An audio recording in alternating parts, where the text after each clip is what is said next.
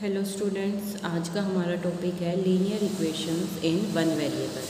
Okay, पहले हम ये देखेंगे कि लीनियर इक्वेशन होती क्या है और उसके बाद हम उन इक्वेशन को सॉल्व करना सीखेंगे।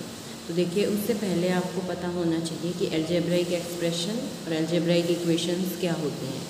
अलजेब्राइक एक्सप्रेशंस मैं ऑलरेडी आपको एक्सप्लेन कर चुकी हूँ 9th चैप्टर में। उसकी वीडियो अगर किसी ने नहीं देखी है तो आप चेक कर सकते हो। ओके, अलजेब्राइक एक्सप्रेशन और अलजेब्राइक इक्वेशन में क्या डिफरेंस है वो मैं आपको बताती हूँ।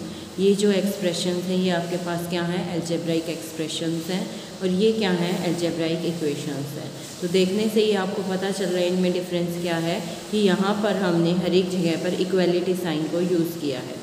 ठीक है, तो इसका मतलब अगर आपके पास इक्वलिटी साइन मिसिंग है तो वो आपके पास अलजेब्राइक एक्सप्रेशन होगा, और अगर इक्वलिटी साइन है, algebraic expression with equality sign है, तो उसको हम क्या बोलते हैं, अलजेब्राइक इक्वेशन। क्लियर? ये आपके पास वेरिएबल होता है, जैसे कि 2x है तो इट मीन्स ये एक अलजेब्राइक एक्सप्रेशन है इन वन वेरिएबल, क्योंकि सिर्फ एक ही वेरिएबल x यूज़ किया गया है। ओके, लेकिन अगर मैं आपको कोई एग्जांपल दूं, फॉर एग्जांपल अगर मैं लिखती हूँ 2x + 3y, ठीक है, तो इसका मतलब ये अलजेब्राइक एक्सप्रेशन है, लेकिन कितने वेरिएबल्स हैं यहाँ पर, 2 वेरिएबल हैं, one is x and another is y। Okay, तो ये x और y आपके क्या होते हैं, वेरिएबल्स होते हैं, क्योंकि इनकी वैल्यू हम चेंज कर सकते हैं। ओके, अब उसके बाद आते हैं हम लीनियर एक्सप्रेशंस कौन से होते हैं और नॉन लीनियर कौन से होते हैं। देखिए, अगर हम इन एक्सप्रेशंस को ध्यान से देखें तो यहाँ पर जो वेरिएबल्स हैं हमारे, जैसे कि x, y, z, उन सब की पावर क्या है, 1 है। ठीक है, हर एक एक्सप्रेशन में हर एक वेरिएबल की पावर क्या है, 1 है। तो ऐसे एक्सप्रेशंस को हम बोलते हैं लीनियर एक्सप्रेशंस। और अगर उनकी पावर 1 नहीं है, जैसे कि हम देखें x² + 1, y + y², तो इनमें क्या है, इनकी पावर 2 भी है, 2 पावर भी इंक्लूड है। ये नहीं देखना कि मैम 1 पावर है, बट 1 के साथ यहाँ पर z की पावर 2 भी है, z की पावर 3 भी है।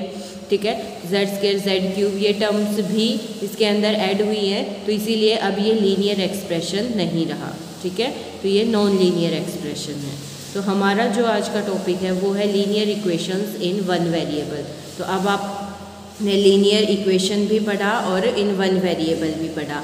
किस टाइप की इक्वेशंस, जैसे कि अगर मैं आपको कुछ एग्जांपल्स लिखूं, फॉर एग्जांपल ये जो एग्जांपल्स हैं ये आपके पास linear equation in one variable ही हैं, क्योंकि देखिए x की पावर 1 है, ये एक इक्वेशन है। ठीक है, और लीनियर भी है क्योंकि x की पावर 1 है, तो ये लीनियर इक्वेशन हुई और 1 वेरिएबल में हुई, क्योंकि सिर्फ x एक ही वेरिएबल इसके अंदर है। तो ये किसका एग्जांपल है, लीनियर इक्वेशन इन 1 वेरिएबल। इसी तरीके से ये भी लीनियर इक्वेशन है क्योंकि x की पावर 1 है और ये एक इक्वेशन है, और एक ही वेरिएबल x इसके अंदर यूज़ हुआ है, कोई और वेरिएबल हमने y, z, p, q कुछ नहीं लिया, तो इसीलिए ये भी किसका एग्जांपल है, लीनियर इक्वेशन इन 1 वेरिएबल। तो ये सारी इक्वेशंस जो हैं ये सब लीनियर इक्वेशंस हैं इन 1 वेरिएबल। ओके, ये बात क्लियर हुई, लीनियर इक्वेशन इन 1 वेरिएबल क्या होता है। उसके बाद देखिए, इसने अलजेब्राइक इक्वेशन की डेफिनेशन दी है कि अलजेब्राइक इक्वेशन क्या होती है। Algebraic equation is an equality involving variables. Okay, algebraic equation क्या है, एक इक्वालिटी है जिसमें कि वेरिएबल्स भी इन्वॉल्व हैं। राइट, ये इक्वालिटी हमने यूज़ की और साथ में x वेरिएबल भी इसके अंदर इन्वॉल्व है, तो ये क्या बन गई, ये एक अलजेब्राइक इक्वेशन बन गई। तो हमेशा क्योंकि इसके अंदर इक्वालिटी साइन होता है तो इसकी 2 साइड्स बन जाती है, एक इधर और एक इधर। इस साइड को हम क्या बोलते हैं, लेफ्ट हैंड साइड, और इसको क्या बोलते हैं, राइट हैंड साइड। ठीक है, और ये लेफ्ट हैंड साइड और राइट हैंड साइड किसी x वेरिएबल की मैं वैल्यू रखूँ तो ज़रूरी नहीं है कि हर वेरिएबल के लिए ये इक्वल आए। तो कुछ x की वैल्यूज़ के लिए ये इक्वल आएंगे और कुछ ऐसी वैल्यूज़ भी होंगी जिसके लिए इक्वल नहीं आएंगे। ठीक है, तो जिसके लिए लेफ्ट हैंड साइड और राइट हैंड साइड इक्वल आती है उसको हम बोलते हैं इस इक्वेशन का सॉल्यूशन। ओके, और जो सेटिस्फाई नहीं कर पाता है इसको, जिसके लिए इक्वल नहीं आती है, वो इसका सॉल्यूशन नहीं होता है। ठीक है, फॉर एग्जांपल अगर मैं यहाँ x की वैल्यू 5 रखूँ तो 5 × 2 = 10, 10 - 3 7, तो तो x की वैल्यू 5 रखने पर लेफ्ट हैंड साइड और राइट हैंड साइड इक्वल आ रही है, तो इसका मतलब x इक्वल टू 5 इसके लिए सॉल्यूशन है। उसके अलावा अगर मैं कोई और वैल्यू रखूँगी तो लेफ्ट हैंड साइड और राइट हैंड साइड इक्वल नहीं आएंगे। जैसे कि x को 1 रखा तो लेफ्ट हैंड साइड बनेगी -1 7 के तो इक्वल नहीं है, तो इसका मतलब 5 जो इसको सेटिस्फाई कर रहा है वो इसका सॉल्यूशन है, बाकी इसका कोई सॉल्यूशन नहीं है। लीनियर इक्वेशन का हमेशा एक ही सॉल्यूशन आएगा। अगर इक्वेशन क्वाड्रेटिक है तो 2 सॉल्यूशन आते हैं, बट अभी फ़िलहाल हमारा टॉपिक सिर्फ लीनियर इक्वेशन ही है, ठीक है। तो ये मैंने आपको एक्सप्लेन कर दिया सॉल्यूशंस क्या होते हैं। अब बात आती है कि हम सॉल्यूशंस को फाइंड कैसे करेंगे, ठीक है। तो वो मैं आपको समझाती हूँ कि किसी इक्वेशन का सॉल्यूशन आपको कैसे निकालना है। फॉर एग्जांपल हम यही देखते हैं कि जैसे हमारे पास इक्वेशन है 2x - 3 = 7, तो उस केस में आपको यहाँ पर सिर्फ x रखना है। सॉल्यूशन फाइंड आउट करने का मतलब है कि आप यहाँ से x की वैल्यू निकाल रहे हो, ठीक है। x की वैल्यू निकालने के लिए आप क्या करोगे, इसमें आप लेफ्ट हैंड साइड में सिर्फ x रखोगे। अब उसके लिए आपको ये -3 को यहाँ से हटाना पड़ेगा। पहले -3 को हटाने के लिए हम क्या कर सकते हैं, दोनों तरफ 3 को ऐड कर सकते हैं।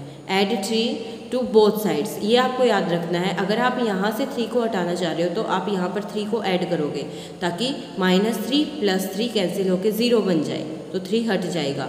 बट ये आपको याद रखना है कि बैलेंस डिस्टर्ब नहीं होना चाहिए, यानी कि अगर आप इस साइड +3 कर रहे हो तो राइट हैंड साइड में भी +3 करना है। जो आप लेफ्ट हैंड साइड में करोगे वही राइट हैंड साइड में करना है, आपको बैलेंस रखना है। तो इसीलिए फर्स्ट स्टेप क्या किया हमने, दोनों तरफ 3 को ऐड किया। तो देखिए +3 +3, अब -3 + 3 तो 0 हो जाएगा। लेफ्ट हैंड साइड में क्या बचा, सिर्फ 2x, और राइट हैंड साइड 7 + 3 = 10। अब यहाँ से 2 हटाना है, 2 हटाने के लिए हम इसको 2 से क्या कर देंगे, डिवाइड करेंगे। अब अगर आप लेफ्ट हैंड साइड को डिवाइड करोगे तो आपको राइट हैंड साइड को भी क्या करना पड़ेगा, डिवाइड करना पड़ेगा, ठीक है। तो आपके पास क्या बन जाएगा, x = 5।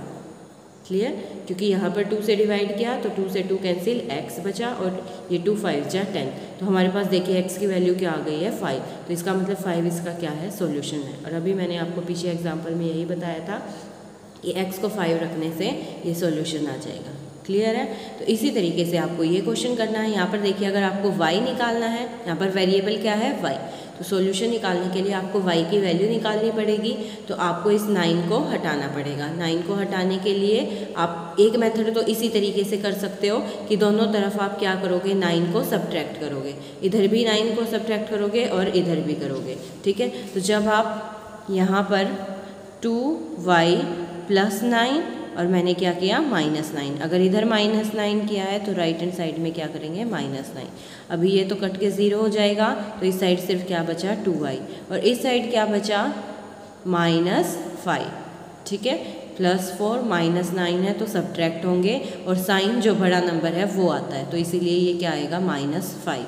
अब उसके बाद यहाँ से 2 हटाना है, तो दोनों तरफ आप 2 से क्या करेंगे, डिवाइड करेंगे। तो आपके पास y किसके इक्वल आ जाएगा, -5/2। तो ये आपके पास क्या है, सॉल्यूशन है। तो एक मेथड तो यही है आपके पास। दूसरा मेथड क्या है कि आप डायरेक्ट 9 को उस साइड लेकर जा सकते हैं, लेकिन जब आप 9 को राइट हैंड साइड में ट्रांसपोज करोगे तो उसका साइन चेंज हो जाएगा। देखिए एक तरीके से यहाँ पर हमने -9 ही किया है, तो एक तरीके से आप ये बोल सकते हो कि 9 को जब आप शिफ्ट करोगे राइट हैंड साइड में तो वो अपोजिट साइन के साथ जाएगा, यानी कि अगर यहाँ +9 है तो उधर जाएगा वो -9 बन के, ठीक है। अगर यहाँ -9 होता तो उस साइड वो +9 बन जाता। तो आपके पास इक्वेशन बन गई 2y = 4 - 9। इसका मतलब 2y = -5, तो y की वैल्यू हमारे पास क्या आ गई है, -5/2। क्लियर है। मैंने अभी इस मेथड से करके दिखाया, तब भी यही आएगी। तो इसका मतलब आपका सॉल्यूशन जो है कभी भी चेंज नहीं हो सकता। आप चाहे कोई भी आंसर किसी भी मेथड से आप आंसर निकालें, ठीक है। दूसरा आपको क्या याद रखना है कि आप ये चेक कर सकते हो कि आपका सॉल्यूशन ठीक आया है या नहीं आया।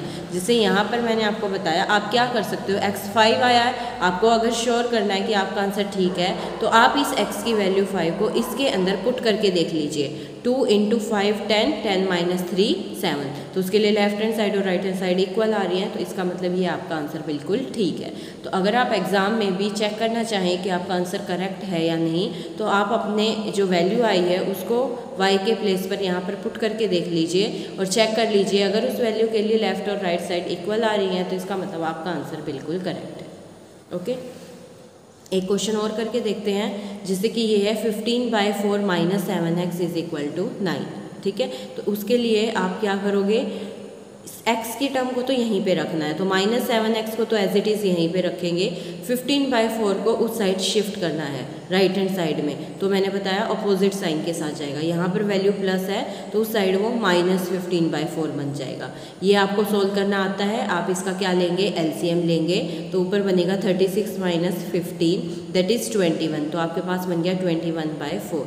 ठीक है, अब हम यहाँ पर क्या करते थे, दोनों तरफ 7 से डिवाइड करते थे, दोनों तरफ 7 से डिवाइड कीजिए या 7 को इस तरफ शिफ्ट कीजिए, तो अब 7 नहीं -7 है, तो इसलिए ये -7 यहाँ से इस साइड चला जाएगा, नीचे की तरफ जाएगा, तो -7 से दोनों तरफ हमने क्या किया, एक तरीके से डिवाइड किया, तो -7 से डिवाइड करेंगे तो ये तो 1 बन जाएगा और यहाँ डिवाइड में -7 आ जाएगा। ठीक है, इसको आप कट करके सोल्व कर सकते हो। ठीक है, तो ये आएगा 7 × 3 = 21, तो आंसर आ जाएगा -3/4। और फिर से आप चेक कर सकते हो आपका आंसर ठीक है या नहीं, वो कैसे, इक्वेशन के अंदर x की वैल्यू -3/4 पुट करके देख लीजिए, वो राइट हैंड साइड के इक्वल आ रहा है, तो इसका मतलब आपका आंसर बिल्कुल करेक्ट है। ओके, तो अब आप एक्सरसाइज 2.1 खुद से ट्राई कर सकते हैं।